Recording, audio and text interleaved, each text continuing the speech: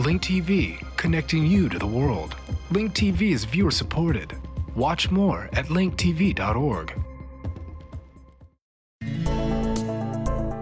Today on Earth Focus, the risks of natural gas development in the Marcellus Shale, from toxic chemicals in drinking water to unregulated dumping of potentially radioactive waste.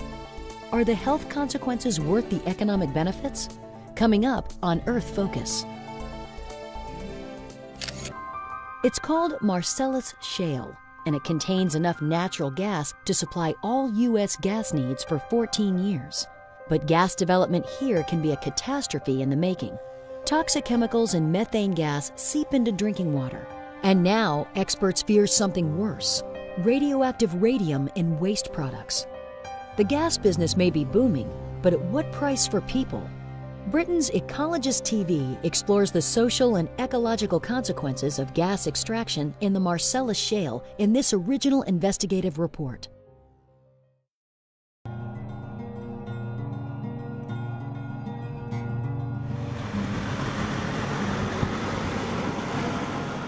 This is Bradford County, northeastern Pennsylvania. This previously quiet corner of America is now at the center of a rush for natural gas extracted through a new drilling technology called hydraulic fracturing, also known as fracking. But as the ecologist discovered, fracking is a high-risk process that threatens to both destroy the environment and wreck lives. It makes me mad. It makes me very mad. Because my life is over without my water. There was just like this red, nasty water just coming, just oozing out the side of the mountain, just the side of the hill. And now hydraulic fracturing is heading for Europe. The UK, Poland, France and Germany are all next in the frack firing line.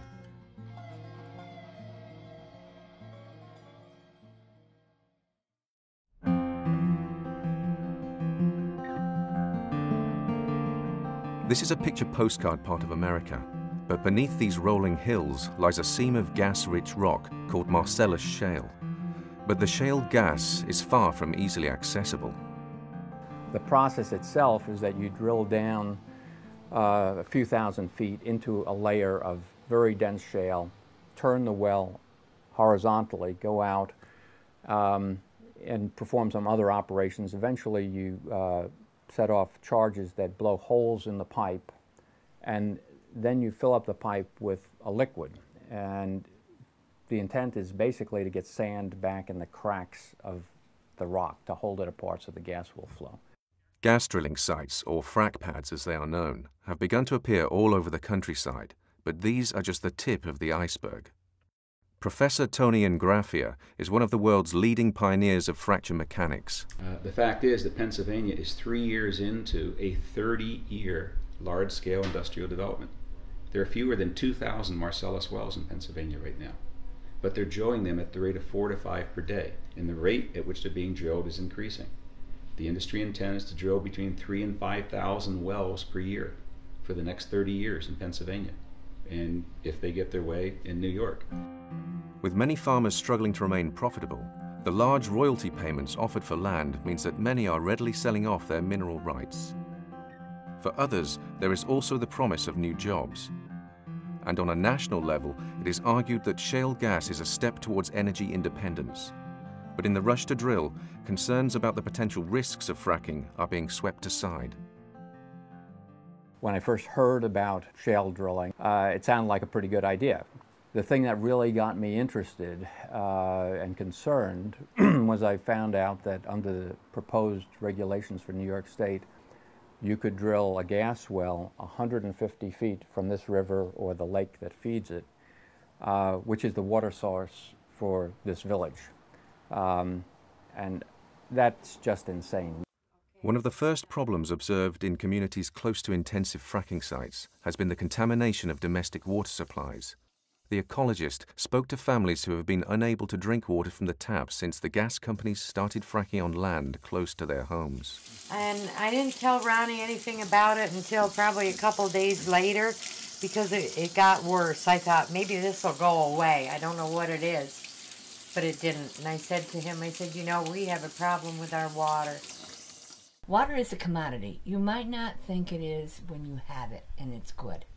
But when you lose it, it's gone. You'll never get it back. Like, we would take a glass of water out of the tap, and it would have like an oil base on the top. You could smell it. It would smell like diesel fuel or some kind of oil thing. You know, I used to go to my sink and get a glass of water. I can't do that anymore. I have to put lotion on my hands 3 times a day from using the wiring.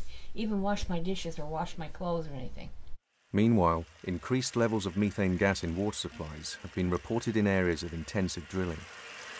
This is the water that's in my well, and supposedly I'm supposed to be drinking this.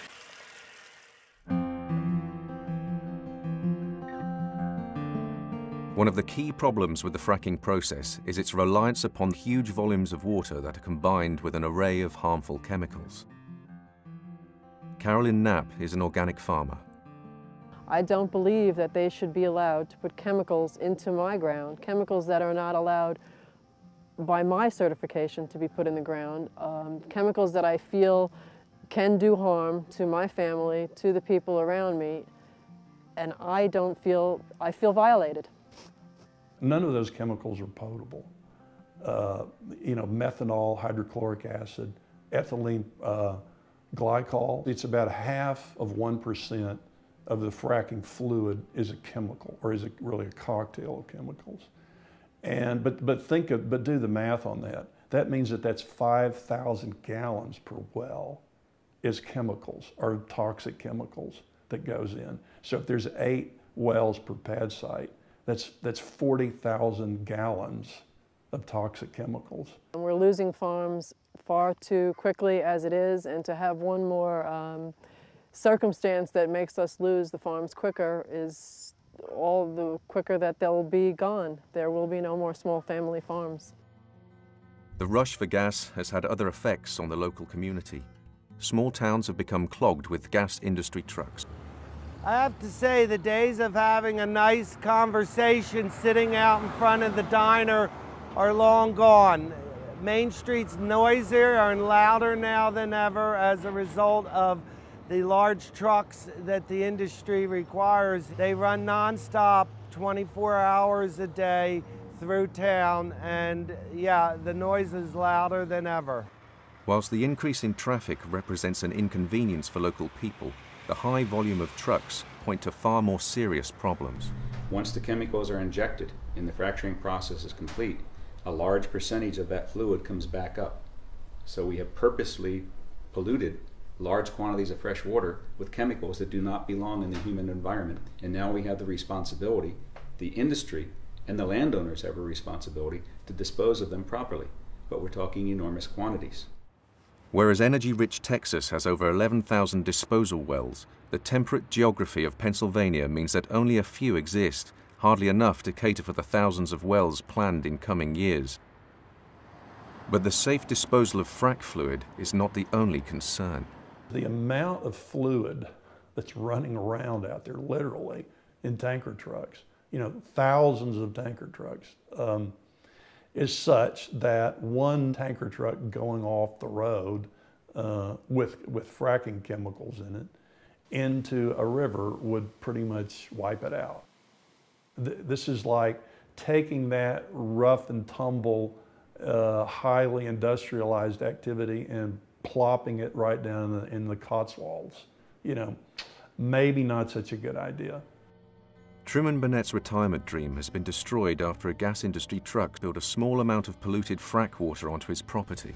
My wife had some health problems, and this was her recovery area, and we had a little bit of heaven. The only thing you heard at nighttime here was your heartbeat.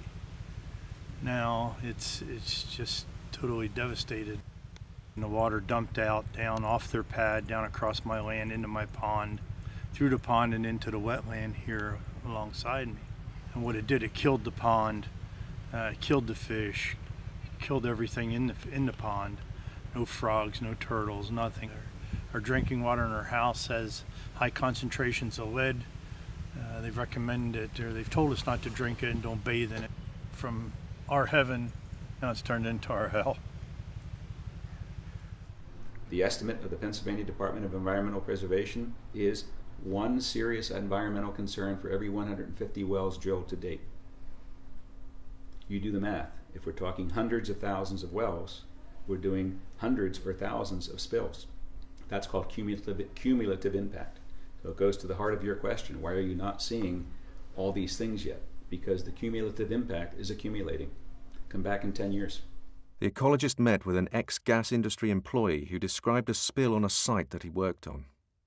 Some of the sites are well regulated, yeah, where DEP and OSHA and stuff like that, where they're right on them and stuff, yeah, they're well regulated.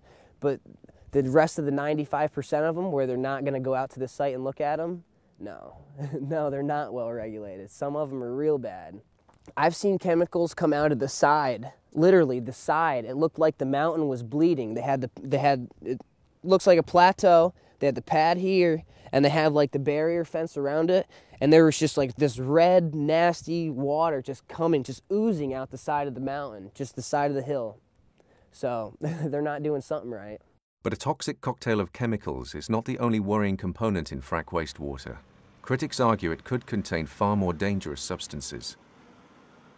These shale deposits are rich in radium, radium-226. The level of radium in the Marcellus is about 267 times the safe disposal amount, meaning it'll kill you. So there's anecdotal evidence that these frac fluids will leach uranium out of these shale deposits. There's also radon in these shale deposits. So in addition to the fracking fluid, which we know is toxic, the frac flowback leaches radium out of the shale. The radium is carcinogenic, and that's something that's being introduced to the surface in a spill that wasn't there before. As the profile of the potential dangers of hydraulic fracturing grows, both public and experts are becoming increasingly concerned by the rapid expansion of fracking. But the gas industry have hit back with expensive ads, PR campaigns, and high-level lobbying. It's the cost-benefit of BS, of PR, of ads, and payoffs to politicians is extraordinary. The return on investment of paying off a politician, running an ad, discrediting critics, it's one of the best investments that the industry can make. Although they declined an opportunity to speak on camera, a spokesperson for the Marcellus Shale Coalition, which represents the gas industry, told The Ecologist that gas extracted from fracking is both safe and a panacea for America, offering a fuel that is both a cleaner and a more secure choice than relying on foreign energy supplies. But Professor Ingrafia disagrees. Because in general, in the usage framework, oil and gas are not interchangeable.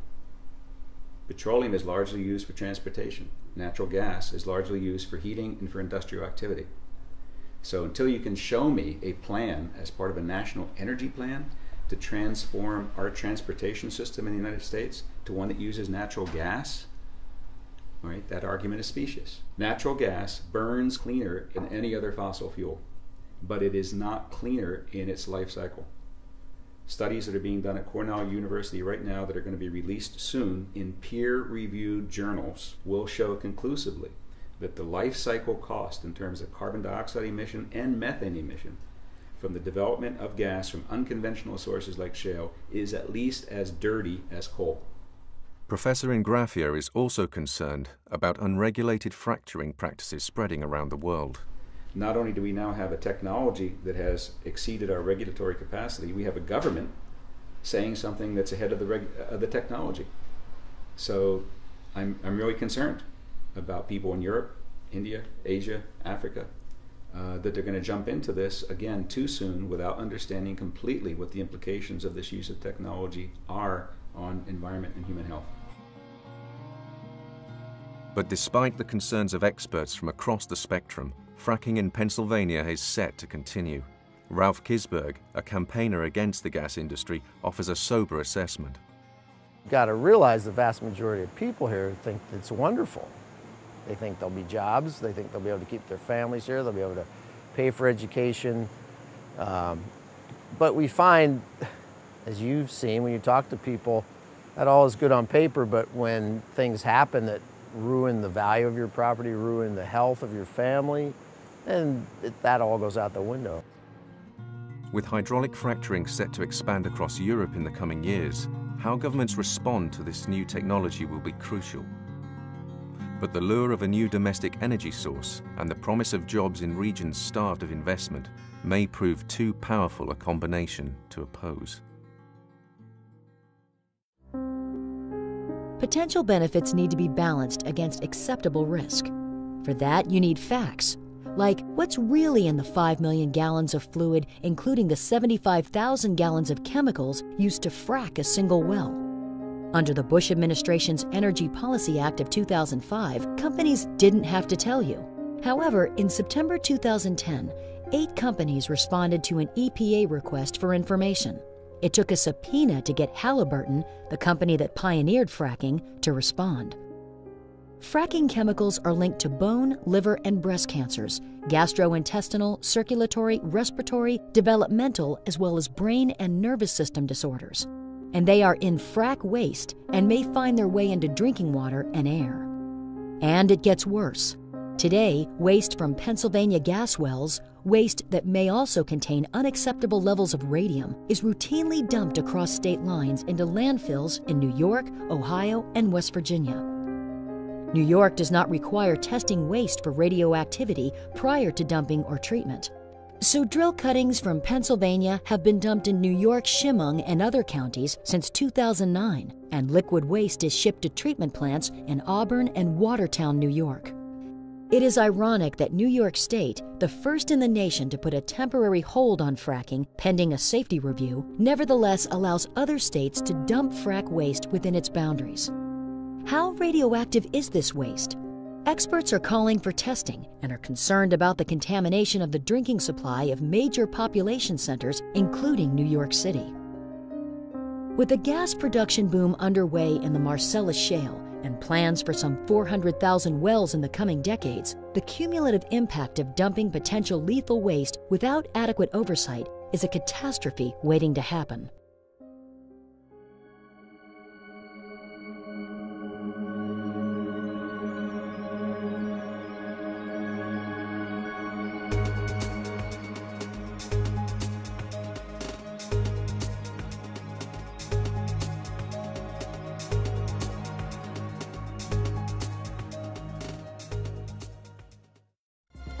Link TV is the only U.S. network dedicated to global and national news, uncompromising documentaries, and diverse cultural programs.